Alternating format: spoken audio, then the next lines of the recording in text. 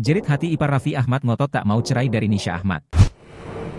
Jerit hati Andika Rosadi tak mau bercerai dari Nisha Ahmad, 15 tahun pernikahan masih ingin dipertahankan. Setelah digugat cerai Nisha Ahmad, pihak Andika Rosadi akhirnya buka suara mengenai kabar kurang sedap tersebut. Diwakili oleh kuasa hukumnya, Andika Rosadi masih ingin mempertahankan rumah tangganya dengan Nisha Ahmad. Nata Sasmita pun berharap agar Nisha Ahmad mencabut gugatan cerainya. Apalagi kliennya menyebut rumah tangga 15 tahun tersebut masih bisa dipertahankan.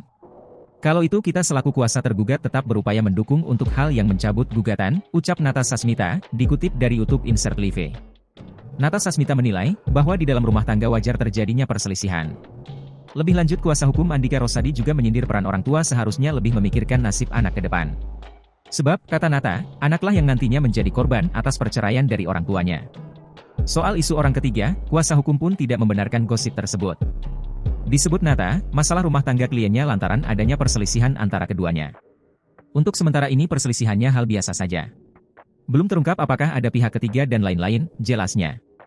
Jauh sebelum gugat cerai Andika Rosadi, Nisha Ahmad sempat terdiam manakala rumah tangganya diterawang Roy Kiyoshi. Apalagi saat Roy Kiyoshi membahas mengenai KDRT yang terjadi dalam rumah tangganya dengan Andika Rosadi. Setelah ketahuan gugat cerai suaminya, video lawas Nisha Ahmad diterawang Roy Kiyoshi pun kembali dikulik netizen. Apalagi dengan sikap Nisha Ahmad dan Andika Rosadi yang masih bungkam terkait masalah biduk rumah tangga mereka.